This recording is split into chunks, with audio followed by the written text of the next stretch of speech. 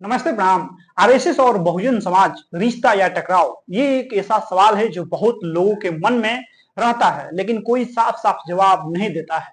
क्या आरएसएस ने बहुजन समाज को आगे बढ़ाया है या फिर बहुजन समाज को हमेशा दबाया गया है? इस वीडियो में हम पूरी कहानी जानेंगे। आरएसएस क्या है, कैसे शुरू हुआ, इसकी सोच क्या है और बहुजन समाज यानी दलित, पिछड़ा, आदिवासी लोगों के साथ इसका क्या रिश्ता रहा है। हम आपको बताएंगे वो बातें जो आपको किसी किताब, टीवी या अखबार में नहीं मिलेंगी। तो चलिए शुरू करते हैं और जानते हैं कि आरएसएस और बहुजनों के बीच का असली रिश्ता क्या है। आरएसएस यानी राष्ट्रीय स्वयंसेवक संघ 1925 में नागपुर में बना था। इसे डॉक्टर केशव बलिराम हेडगेवार ने शुरू किया था। उन्होंने कहा था कि उनका मकसद हिंदू समाज को एकजुट करना है। लेकिन सवाल उठता है कि वो कौन सा हिंदू समाज था? क्या इसमें दलित, आदिवासी और पिछड़े भी शामिल थे या सिर्फ ऊंची जातियों के लोग? दरअसल आरएसएस की सोच शुरू से ही ये रही कि समाज में जो जातियां है वो भगवान की बनाई हुई व्यवस्था है और सबको अपना काम करना चाहिए। जैसे ब्राह्मण पढ़े और पढ़ाए, शूद्र सेवा करे। मतलब उन्होंने जाति व्यवस्था को तोड़ने की बात नहीं की, जबकि बहुजन समाज इसी जाति व्यवस्था से सबसे ज्यादा परेशान रहा है। इसी कारण आरएसएस की सोच और बहुजन समाज की जरूरतों में शुरुआत से ही दूरी बनी रही। डॉक्टर भीमराव अंबेडकर ने जिंदगी भर जाति व्यवस्था के खिलाफ लड़ाई लड़ी। उन्होंने साफ कहा कि हिंदू धर्म की मनुस्मृति जैसी किताबें दलितों को गुलाम बनाती हैं। उन्होंने मनुस्मृति को जलाया भी था, लेकिन आरएसएस कभी मनुस्मृति के खिलाफ नहीं बोला। उनके लिए ये एक संस्कारों की किताब थी। यहीं से आरएसएस और अंबेडकर की राहें अलग हो जाती है। अंबेडकर चाहते थे कि दलितों को बराबरी मिले, उन्हें पढ़ाई, नौकरी, इज्जत मिले, लेकिन आरएसएस कभी खुलकर इस बात के पक्ष में नहीं दिखा। आरएसएस चाहता था कि सब हिंदू एक रहें, लेकिन जाति व्यवस्था को तोड़े बिना। इसी वजह से अंबेडकर और बहुजन समाज को आरएसएस से कभी अपनापन महसूस नहीं हुआ। आरएसएस कहता है कि वो सब हिंदू को एक जैसा मानता है, लेकिन जब हम उसके अंदर झांकते हैं तो हमें कुछ और ही दिखता है। आज तक आरएसएस के बड़े पदों पे दलित या पिछड़े बहुत कम ही देखे हैं। ज्यादातर नेता ब्राह्मण या ऊंची जातियों से ही होते हैं। शाखाओं में दलित और आदिवासी लोगों को बुलाया तो गया, लेकिन उन्हें फैसले लेने का अथॉरिटी, अधिकार नहीं दिया गया। मतलब उन्हें सिर्फ संख्या बढ़ाने के लिए बुलाया गया, ताकत देने के लिए नहीं। इसीलिए बहुजन समाज को लगा कि आरएसएस उन्हें सिर्फ इस्तेमाल कर रहा है, उनके भले के लिए नहीं काम कर रहा है। यही वजह है कि दोनों के बीच आज तक दूरी बनी हुई है। आरएसएस की राजनीतिक पार्टी है बीजेपी। जब बीजेपी चुनाव लड़ती है तो वो दलित, पिछड़े और आदिवासी वोटरों को साथ लाने की कोशिश करती है। कई एससी एसटी नेताओं को टिकट भी देती है, लेकिन सवाल ये है कि क्या उन्हें असली ताकत मिलती है? कई बार देखा गया कि दलित नेताओं को कमजोर मंत्रालय दिए जाते हैं या सिर्फ 100 पीस की तरह रखा जाता है। दूसरी ओर आरएसएस और उससे जुड़े संगठन आरक्षण के खिलाफ भी आवाज उठाते हैं। ये कहते हैं कि आरक्षण से मेरिट, आरक्षण से योग्यता खत्म होती है।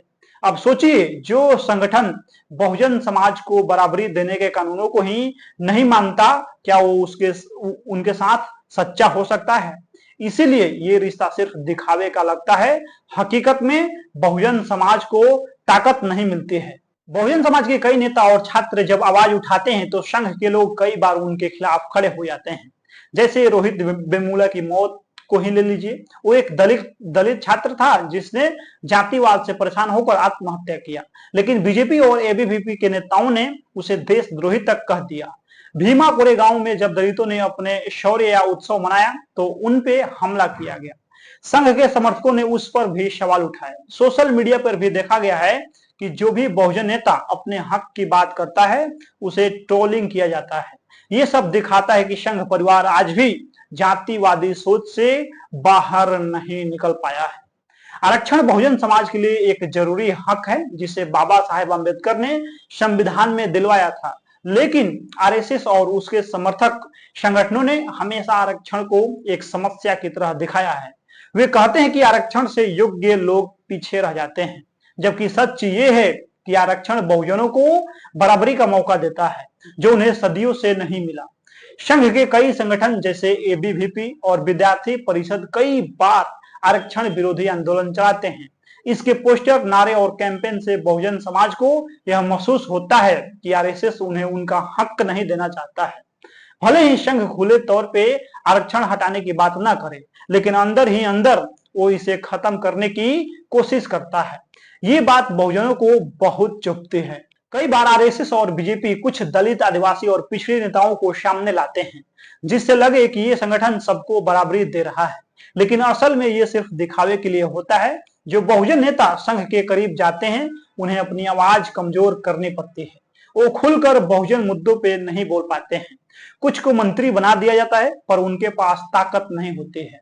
उन्हें बस मोहर की तरह रखा जाता है ताकि चुनाव में वोट मिल सके। अगर कोई नेता ज्यादा बहुजन मुद्दों की बात करता है तो उसे हटा दिया जाता है या साइड लाइन कर दिया जाता है।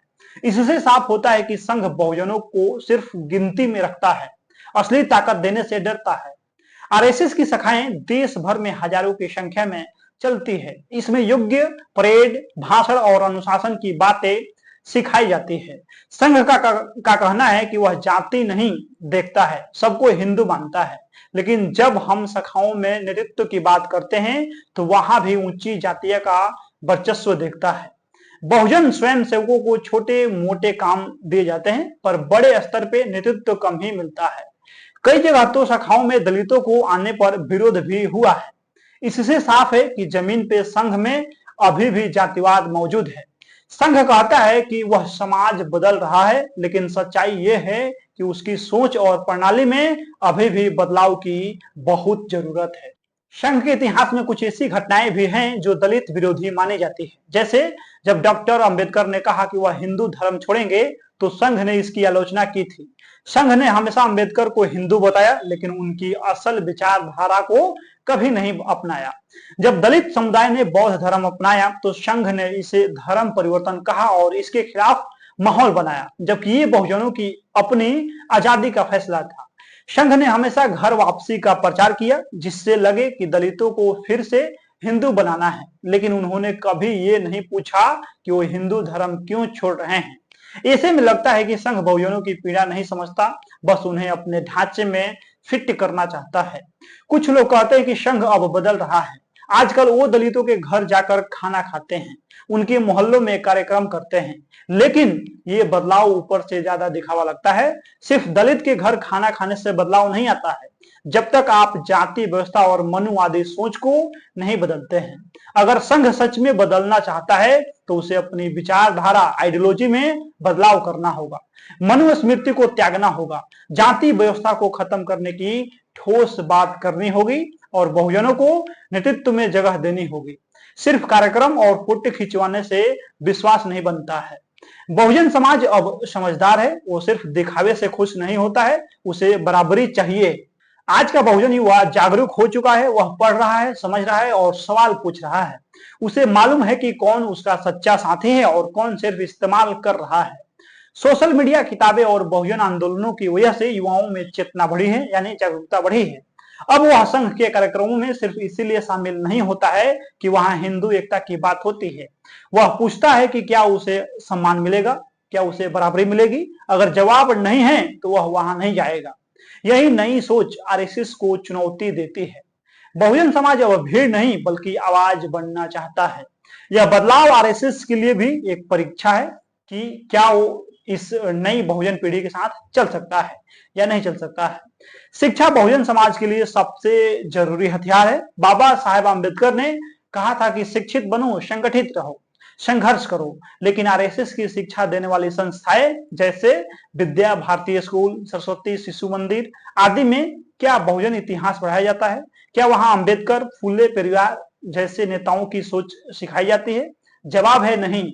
इन स्कूलों में ज्यादातर ब्राह्मणवादी सोच को बढ़ावा दिया जाता है और भारत के इतिहास को हिंदू राष्ट्र के चश्मे से दिखाया जाता है।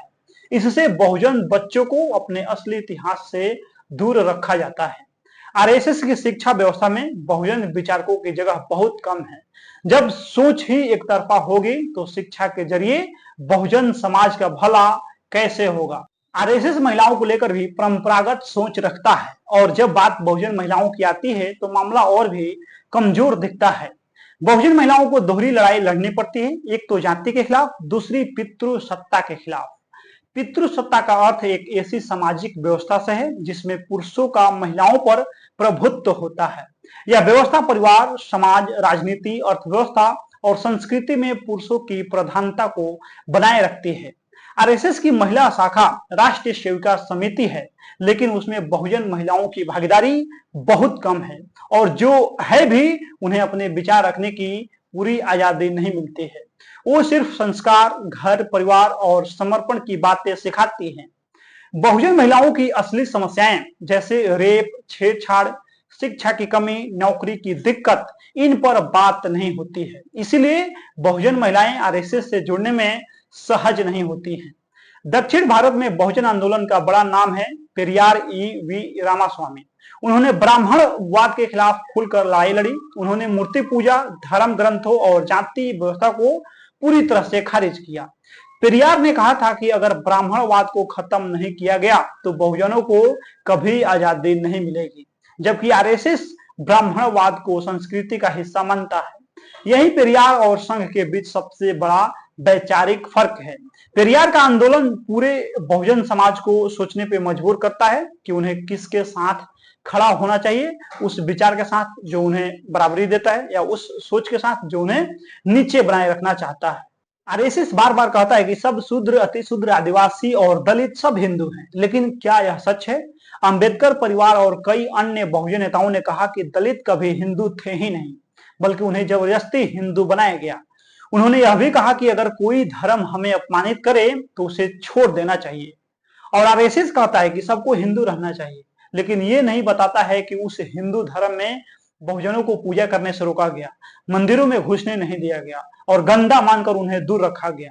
अगर संघ सच में बहुजनों को सम्मान देना चाहता है तो पहले उन्हें यह अधिकार देना होगा कि वे खुद तय करें कि उनका धर्म क्या है, उनकी पहचान क्या है। आदिवासी समाज को आरएसएस वनवासी कहता है, जबकि आदिवासी खुद को आदिवासी यानी मूल निवासी कहते हैं। संघ का कहना है कि आदिवासी भी हिंदू हैं, लेकिन आदिवासी समाज इससे सहमत नहीं है। वो अपनी संस्कृति, भाषा और पूजा पद्धति को अलग मानते हैं। आरएसएस की कोशिश रही है कि आदिवासियों को हिंदू बनाकर उनके वोट बैंक को मजबूत किया जाए, लेकिन जब आदिवासी अपने जंगल, जमीन, संस्कृति की बात करते हैं तो संघ और उससे जुड़ी सरकारें चुप रहती है। आदिवासी नेताओं को डराया जाता है, आंदोलन कुचले जाते हैं। इससे लगता है कि संघ आदिवासियों को सिर्फ संख्या में चाहता है, उनके अधिकारों में नहीं। बहुजन आंदोलन जब जब ताकतवर हुआ है, संघ को डर लगा है, क्योंकि बहुजन आंदोलन सवाल पूछता है, जाति क्यों है, मंदिर हमें क्यों नहीं जाने दिया गया, हमारी जमीन क्यों छीनी गई, हमें नौकरी में हिस्सा क्यों नहीं मिला। ये सवाल संघ को परेशान करता है, क्योंकि उनका जवाब ब्राह्मणवादी ढांचे में नहीं है। इसीलिए संघ बहुजन आंदोलनों को कमजोर करने की कोशिश करता है, उन्हें देशद्रोही, अलगाववादी या टुकड़े टुकड़े गैंग में बता देता है। लेकिन बहुजन आंदोलन अब और डरने वाला नहीं है। वो पढ़ाई लिखाई कर रहा है, संगठित हो रहा है और इतिहास से सीखकर आगे बढ़ रहा है। यही बात आरएसएस को असली चुनौती देती है। आज का बहुजन युवा पहले की तरह चुप नहीं बैठता है। अब वह सोशल मीडिया, किताबों और संगठनों के जरिए अपने इतिहास को जान रहा है। उसे समझ में आ गया है कि अगर वह खुद अपनी आवाज नहीं बनेगा तो कोई और उसका भला नहीं करेगा। पूरे देश में अब बहुजन युवाओं के संगठन बन रहे हैं जो जाति, आरक्षण, शिक्षा, रोजगार जैसे मुद्दों पे काम कर रहे हैं। ये संगठन अब संघ की बातों पे आंख मूंद कर भरोसा नहीं करता है। अब वो सवाल पूछते हैं, क्या हमें नेतृत्व में मौका मिलेगा, क्या हमारी संस्कृति को मान्यता दी जाएगी। अगर जवाब नहीं है तो बहुजन युवा अब ना कहने से नहीं डरता है। ये नई पीढ़ी अब इस्तेमाल नहीं, हिस्सा बनना चाहती है। पहले बहुजन समाज की आवाज सिर्फ गली मोहल्लों में ही दब जाती थी, लेकिन अब सोशल मीडिया के आने से ये आवाज पूरे देश में गूंज रही है। अब दलित, आदिवासी और पिछड़े वर्ग के लोग फेसबुक, यूट्यूब, इंस्टाग्राम और ट्विटर जैसे प्लेटफॉर्म पे खुलकर बोल रहे हैं। वे अपने अनुभव, इतिहास और विचार शेयर कर रहे हैं। आरएसएस और उससे जुड़े संगठन अब इन आवाजों को रोक नहीं पा रहे हैं। पहले जो बहुजन नेता मीडिया में जगह नहीं पाते थे, अब सोशल मीडिया ने उन्हें माइक दे दिया है। यही वजह है कि आरएसएस और बीजेपी अब सोशल मीडिया पर बहुजन नेताओं और एक्टिविस्ट को ट्रोल करने में जुट गई है। लेकिन अब बहुजन समाज डरता नहीं है, वो जवाब देना सीख चुका है। आजकल आरएसएस कोशिश कर रहा है कि वो अपने पुराने रूप को थोड़ा बदले। वह दलितों के घर खाना खाता है, आदिवासियों के त्योहार मनाता है और बहुजन चेहरे मंच पे बैठाता है। पर सवाल ये उठता है, क्या ये बदलाव दिल से आया है या सिर्फ राजनीति के लिए है? जब तक संघ जाति व्यवस्था को पूरी तरह नकारेगा नहीं, जब तक मनुस्मृति जैसी किताबों को त्यागेगा नहीं, तब तक बहुजन समाज को इस बदलाव पर यकीन नहीं होगा। बहुजन समाज दिखावे नहीं हक मांगता है, वो बराबरी चाहता है और बराबरी बिना सोच बदले नहीं मिलती है। इसीलिए संघ का ये नया चेहरा तभी सच्चा लगेगा जब वो अपने अंदर की जातिवादी सोच को खत्म करेगा। बहुजन समाज का संघर्ष खत्म नहीं हुआ है, बल्कि अब वे नए रूप में सामने आया है। पहले संघर्ष सड़कों पे होता था, अब वह सोच, विचार और ज्ञान के स्तर पे हो रहा है। आरएसएस जैसी संस्थाएं अब बहुजन समाज से डरती है, क्योंकि उन्हें लगता है कि अगर बहुजन समाज शिक्षित और संगठित हो गया तो उनका वर्चस्व खत्म हो जाएगा। यही वजह है कि संघ बार बार बहुजनों को बांटने की कोशिश करता है, जातियों में, धर्मों में, इलाकों में। लेकिन अब बहुजन समाज समझ चुका है कि उसे साथ रहकर ही ताकत मिलती है। यही एकता आरएसएस के लिए सबसे बड़ी चुनौती है। बहुत लोग पूछते हैं कि आरएसएस और बहुजन समाज कभी साथ आ सकते हैं? इसका जवाब आसान नहीं है। अगर आरएसएस अपनी विचारधारा में बदलाव लाए, जाति खत्म करने की ठोस पहल करे, बहुजन समाज को बराबरी से शामिल करे, तब शायद साथ चलने की बात हो सकती है। लेकिन अगर संघ सिर्फ बहुजनों को वोट बैंक समझता रहेगा, उनके हकों पे चुप रहेगा और अपने ही ढांचे में उन्हें फिट करने की कोशिश करेगा, तो संघर्ष चलता रहेगा। बहुजन समाज अब केवल हिंदू कहलाने के लिए नहीं जिएगा, वो इज्जत, अधिकार और पहचान के लिए जिएगा।